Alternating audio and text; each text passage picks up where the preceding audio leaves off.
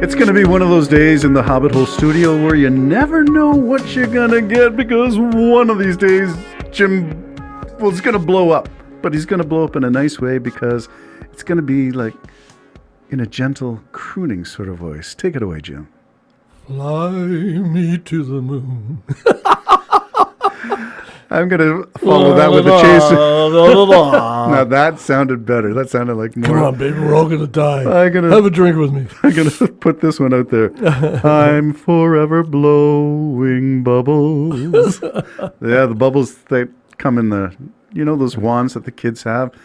And a few years ago, they used to have these big rope ones where you could do a jumbo one and jump through it. Almost jump. Yeah, I don't know if you ever tried that. I'm forever blowing bubbles. Well, it's not the drooling at the sides of my mouth as it is most of the time for the past 2 weeks.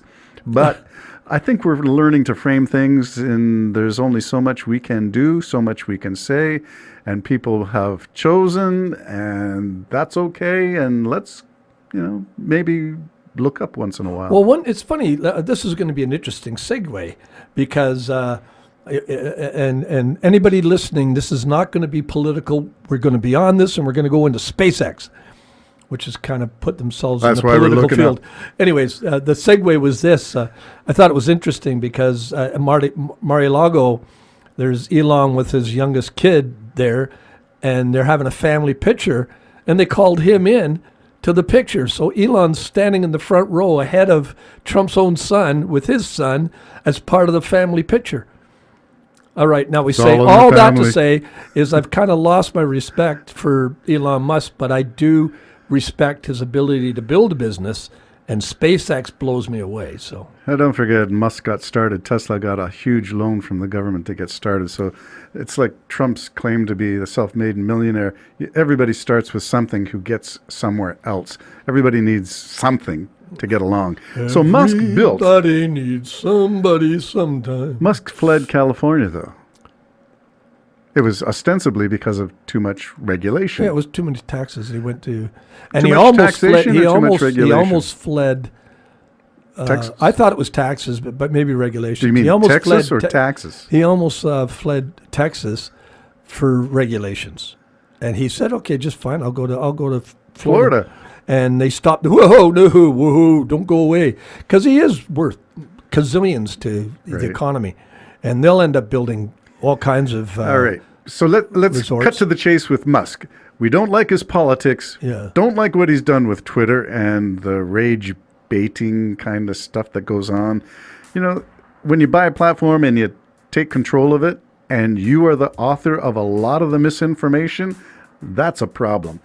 Communication is not his strong point, but SpaceX is. So let's make the segue. We'll leave him in charge of Department of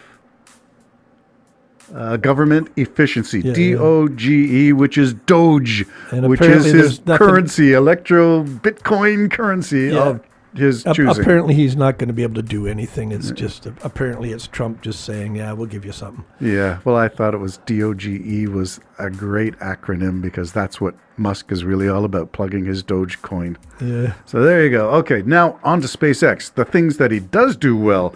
From a blank, swampy area in Texas, Boca Chica is now this incredible space launch platform. Yeah, it's what's he called the place? Gateway to Mars, I guess. Is that what he calls it? Yeah, it's Gateway to Mars. Gateway to Mars. It is phenomenal. I was showing pictures the other day. Believe it or not, I was showing pictures at Sunday lunch after church to a couple beside me who... They were really interested? No, they weren't. I was telling them about this rocket, and they're looking at me like, do you ever love a mine? I said, no, the thing is cute. But I was telling them what's going on. They go, I never heard any of it. So I took my phone out and I showed them pictures. And it was just the top part, the ship. The ship, Starship. Yeah, just so basically a little under half of the size of the ship. Yeah. I said, that's the size, that's bigger than a 747. And I said, you see those little dots there at the side? Because they had scaffolding all the way up. I said, you see those little dots? They're human beings. They're the human beings working on that ship.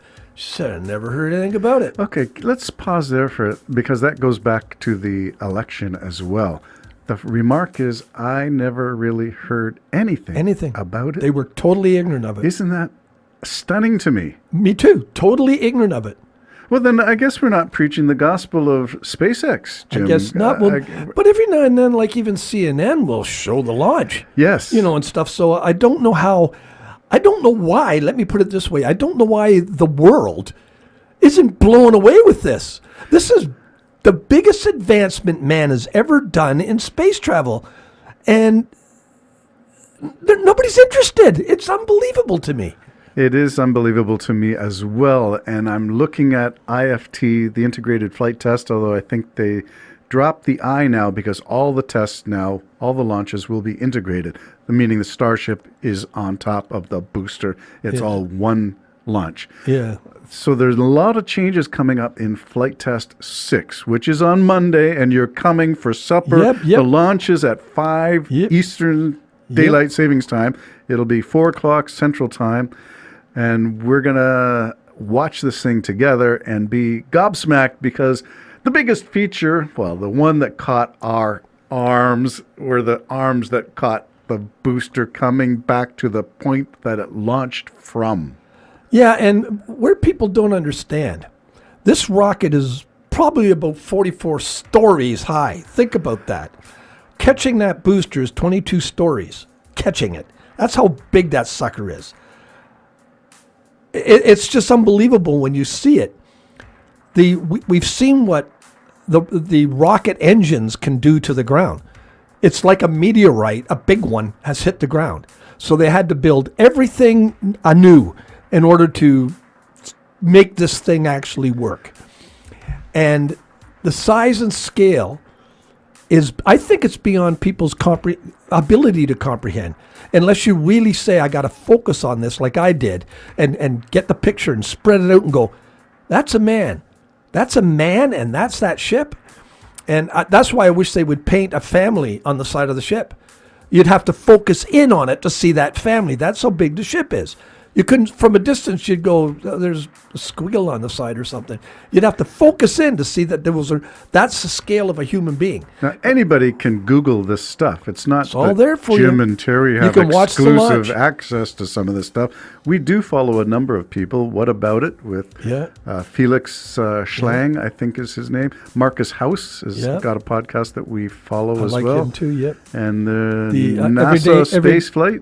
Everyday astronaut. And Everyday Astronaut. Tim, I forget his last name. It doesn't matter. We just watch his show. He's the one who got the interview with Musk and got the grand tour of He Boca also Chica. was selected to go on one of the ships, which that is canceled. That mission is canceled at the moment, but I think it's going to be put back on the rails. But there are some steps, and this Flight Test 6 is one of those steps. I think that Japanese billionaire just wanted a date. Oh, I think he was looking for a woman.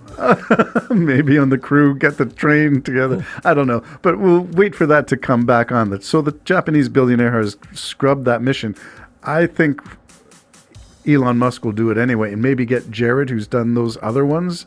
He's also a billionaire who may take over that Dear Moon, the Dear Moon project. That's right. So there's and for our listeners, if you say, I haven't got all day to watch this, you realize that launch, that booster that goes up into space, launches the ship, comes back down, everything's done and finished within about 7 minutes. That's right. 7 minutes. And then the other one is going to be done probably within an hour. It's orbiting the Earth. I don't know if they're taking this one. They're going to be firing the engines in space. I heard. But they also want to, they've taken a lot of the heat shields off to see if it'll burn up coming in. So there's a lot of testing still to go. And, but everything, the whole thing will be done, finished, and celebrated within probably 45 minutes. Well, the purpose of this is learning. Like they do have sensors on everything. They have data that they're trying to collect on every part of that ship, which is a difference between the Apollo missions launching astronauts to the moon was not tested as much as this ship is being tested. Well, there was a lot of people, people knock the Musk way of doing it because I don't think they understand It's the assembly line iterative process. Well, yeah, but he says, look, we can be 10 years putting this thing together and God only knows what's going to happen to the world in 10 years. Or I can launch the mother and have it blow up and all my sensors will tell me why it blew up. I launch another one and fix that. So, for instance, the ship orbiting the Earth is going to come.